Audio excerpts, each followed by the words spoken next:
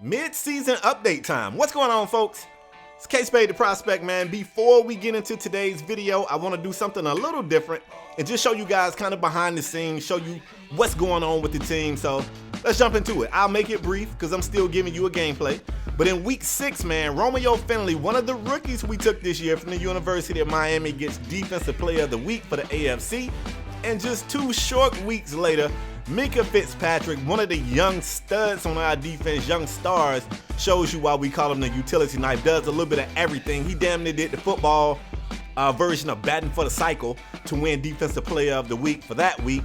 And it made me realize that I was kind of dropping the ball in some of my lineup issues. Now, if you look at my offensive line, it still stinks. Matter of fact, the only 2 guys on the offensive line that isn't terrible, DJ Humphries and Clint Boland, those are the 2 guys that we acquired in the offseason during free agency. So the rest of those guys are absolutely terrible, man, just terrible. And I realized that I had not started T. Higgins. We were still starting Albert Wilson as that second wide receiver. And Albert is the better player overall wise, but Albert is in a contract year. We're saying we're not going to re-sign him. And we got T. Higgins, who we want to groom to be that guy. So it makes sense for him to get those snaps, get those reps. He also has a hidden dev trait, so we want to get him out there. I also forgot that when we drafted Cam Brown, he was only 2 or 3 overalls below the starter at that outside backer position. And we said, if we're going to take him, let's throw him out there, especially for 2 or 3 overalls. So I made that change. We threw Cam Brown into the starting lineup as well. It's a few guys on this defense that's been making plays. Yeah, I know Romeo Finley's still low rated at this point, but if you look at Julian Okwara, man, that dude is looking like a beast. And you guys laughed when we called his name on draft day. Y'all had jokes. And even though, don't get me wrong, it was bigger, better names out there. As for us addressing needs that we had, I think we did a really good job, man. Julian, right now he has strip specialist. We got to wait until he hits 80 overall before we find out what that second ability is, but he's definitely been a force for us. And we still a young team, man. We're going to get it figured out. Now, when I go to the players that's in a contract year, you see Albert Wilson. A fair offer for him is a little over $18 million. He's 28 years old, 79 overall. And we just don't want to spend that money, man. We don't want to spend 18, 19 million on a guy that's about to be 30.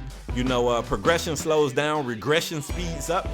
And yeah, man, any of these other young guys, 25, 26 years old, if they're in that 70 range, I'm going to offer them what the game says is a fair offer.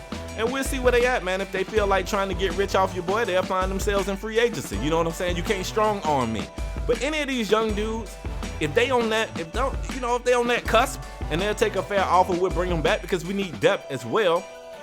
I'm not re-signing a 32-year-old guy that's still a 67. You've been in the league hella long and still ain't figured shit out. But yeah, man, I guess let's get to the game. I'll meet you guys on the field.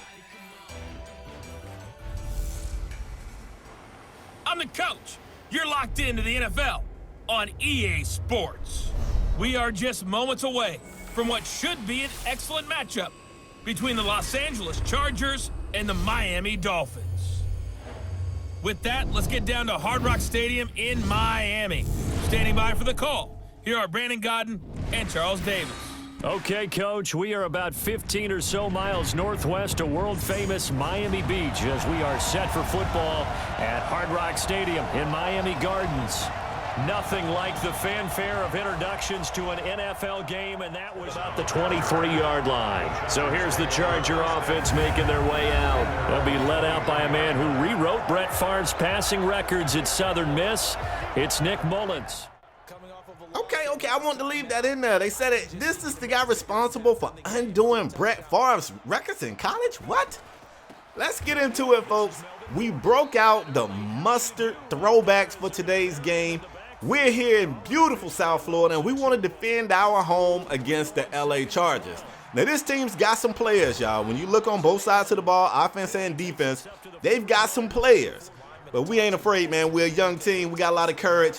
And, you know, you're going to have to come out here and show us what you got. We don't care about those paper champions. Let's get into it. Let's introduce the starters for the Chargers, man. It's a couple of guys I know on that O-line. Mike Pouncey, Russell Okung, 2 names that I definitely know. Melvin Gordon and Keenan Allen.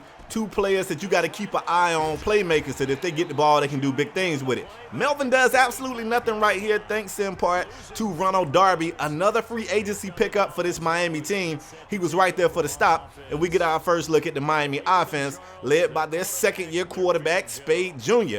Kinda having a bumpy season so far. Not terrible, but not that huge leap forward we was hoping.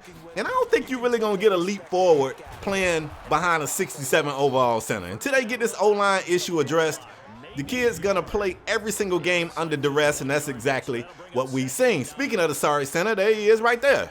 Now, if we look at our players, our star players, we've got some guys over there that can make plays if we can get them the ball, and we got to make sure we make decisions. Spade right here, almost throws an INT. You can call that a sabat.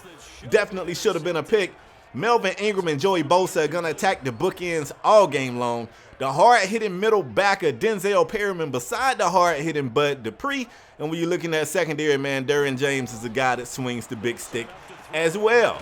3rd and 9 later in that drive. What do you know? It is Albert Wilson again coming up with a play. Now understand, Albert understands that the Dolphins are not going to bring him back. But he also knows that he's playing for his next contract, whether it's in Miami or not. This season right here is going to be used almost like his resume. People want to evaluate what Albert is, and you can tell he out here making plays, man. I like it. I like it. Derwin James swinging the big stick right there. I told y'all that dude was a hitter, but Kenyon Drake holds on to the football, thankfully. And on 2nd and 10, inside the red zone, the ball just gets away from Spade. Just slips away. I don't know what's going on. Somebody perspired on the ball. I don't know. But he just throws it nowhere near the receiver, turns it over in the red zone after a beautiful drive. It was a great drive, but they get nothing to show for it. Let's take a look at the Miami defense. 2 young defensive ends, and Christian Wilkins and Julian Aquara. Of course, we've got Cam in his first start. And this secondary, I don't care what anybody say. I think this is one of the better secondaries in pro football. You heard it right here. Xavier Howard, Ronald Darby, Fitzpatrick, and the rookie Romeo Finley. These dudes are getting it in. I like these kids. I do. 3rd and long, Mullins taking a shot down the field, and I really thought Minka was going to find a way to come up with that interception, but maybe it's good that he didn't. Now the Chargers have to punt from deep in their own end zone, and later in that drive, you see Miami with a ton of production on this drive. They're threatening to be back in the red zone. We're coming off a big week for Kenyon Drake where he had over 100 on the ground, and right here, Bud Dupree introduces him to a big-ass stick. That sounded inappropriate, but y'all know what I'm talking about. He fumbles the ball. This is Miami's 2nd time being in the red zone and turning the ball over. So it's a 0-0 game at the end of the first quarter, but Miami's been in scoring position twice. If you a coach, that's stressful. That's why Spade send you over that ball. Stressful ass situations like this. 3rd and 5, Mullins checks it down to Gordon. Gordon is not going the right way. He gets tackled, maybe even for a loss on that drive. And the Miami offense comes back out here. You see Spade making some pre-snap reads. He's going to drop back, stand tall, throw it up to his number 1. We want to see more. We want to see more from Devontae. I'm not going to front, but that's a beautiful play, and we just want to see more of it. Freeman goes up, high points the football, comes down with it. That's what you want to see from your receiver, and they like it so much they go back to him again. He's going to get the first. The chains are moving. We've seen this a couple of times this game now. They got to find a way to turn this into points. 2nd down, Spade stepping up. The pressure gets to him. I know he probably saw Bosa coming off of that edge, but it looked like the tackle actually was holding Bosa for once. Right here, Bosa comes through, destroys Spade on the pass. T. Higgins can't bring the pass in. He's looking for a flag. There is none. So another great drive ends in 0 points for Miami, and now the Chargers are threatening to score. Look at Melvin Gordon getting loose on the defense, picking up a few yards. That's the type of runs that if he gets a few of those, you feel like he can break the next one. Play action pass on 1st and 10 into traffic. Beautiful catch right there by the tight end, Hunter Henry. Look, man, let me tell you, Mullins is throwing some risky mess, fam. Like these passes, I just feel like if you're going to live like this, the sword is there, man. You can live by it and die by it. 3rd and 6, Mullins was all day in the pocket. He hooks up with a receiver for the touchdown. Of course, it's Keenan Allen. Hey, of course. Keenan Allen makes sure that this game doesn't finish in what they like to call a defensive stalemate. And at the end of the first half, we got a 7-0 game. Even though I feel like that the Miami offense has been better. they got nothing to show for it thanks to those turnovers. And I'm looking at the stats, and the stats would say that they haven't been better. Second half football, Miami comes out and they give the ball to Kenyon Drake. We've seen them do this a lot this season. They like to come out, establish the run, try to lull the defense to sleep, and then throw downfield. Now, the fans have been speaking up. They want Spade to test these defenses vertically more. Put it in the air, throw it down the field, and we'll see. I mean, part of the problem with that is this offensive line really can't protect them long enough to stand back there and allow a receiver to even get down the damn field. Right here, T. Higgins does something we've seen Devontae Parker do this game. Goes up, high points it, bring it down. 5 yards away from the red zone, they hand it to Drake. Drake is going to get enough to get him in the red zone for the third or fourth time this game. Can they finally turn these good drives into points? 2nd and 5, they got a man in motion. They hand it off to Kalen Ballage, the power back, who stiff arms a kid, maybe 2, and gets inside the 5. And on the very next carry, Miami's on the board finally. Beautiful, beautiful. So we got a 7-7 game. Hopefully the turnover bug is away from Miami and we can see some quality football. And in 6, we got an injured Dolphin on the field. It's the second-year defensive end, Christian Wilkins from Clemson. We're going to take a look at that guy, make sure he's straight. In the meantime, his next man up. That's another big stop in the run game from Ronald Darby, and it puts the Chargers in a 4th down situation. They punt it off. Miami's offense is back on the field, 3rd and short. Why not hand it off to Kenyon Drake? Drake is really having a good game out here. 16 carries for 70 yards. He's been in the painted area once. If he can keep this production up, Miami really can just ride this guy to the win. They don't need any heroics from anybody else. Let the offensive line keep making blocks. Let Kenyon Drake keep doing what he's doing. 7-7 game here in the 4th quarter. You see an audible. It's got the defense moving around on 1st and 10. Spade drops back in the gun. He's got a little bit of time, goes across the middle of the field, finds his tight end, Mike Gesicki. They are inside the red zone again. Spade throwing to no one in particular. The pressure got to him. He just released it. And Miami has to settle for 3. At least they get points, but they have to settle for 3. It's something, I don't know if it's a bend but don't break defense, if we want to give that credit to the Chargers, or we just want to put some heat on the Miami offense for not getting it done. But they've been in the red zone too many times to only have 10 points. 5 minutes to go. Mullins, another one of those risky-ass passes. That's a great catch right there. Oh, no, he dropped it. I was about to say, that's a great catch. 3rd and 8, they do something safe. I like that. Check it down right there, trying to see if Melvin Gordon can make a play. Right here, he cannot. The field goal unit comes out. The kick is up. He's got the distance, but he just pushes it a tad right. He misses the field goal. This is great for Miami. Kenyon Drake started this game slow with 8 carries for 26, and then he found something. So why not ride the hot hand, or the hot legs, or hot whatever? But they come out on 1st and 10, and the Chargers are waiting. They were ready. They stop him right here for a loss of 2. Curious to see what Miami does. They come back on 3rd and long, and that is one of those Bosa boys. Let me tell you something. Those dudes know how to pin their ears back and get to the quarterback. If they don't know how to do anything else, they know how to get to the quarterback. And that sack was so huge for the Chargers defense. It forced Miami to punt, and it gave their offense another opportunity. Hunter Henry, again, with another tough catch over the middle, holding on to it, even though he knows he's about to get cracked by a backer or a safety. And on 3rd and 6, Keenan Allen makes another big-time play. Let me tell you something about Keenan Allen.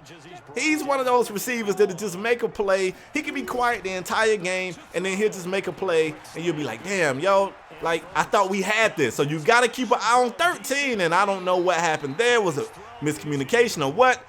But I thought that was going to be the one. 2nd and long for Mullins. All day in the pocket. Great coverage, and he checks it down. But look at this. You got a kid that don't want to go down. He's fighting for more yardage. He gets the first. The drive continues. With just over a minute to play, when Mullins takes another risky shot, and this time, that's Hunter Henry. He holds on to it. I'm telling you, these passes are just crazy. He's throwing them at the mustard jerseys, and he's living to tell the story. Checking it down here to Gordon, who gets the catch, goes out of bounds to stop the clock. 3rd and 4, 20 seconds on the clock. Mullins across the middle, smart play.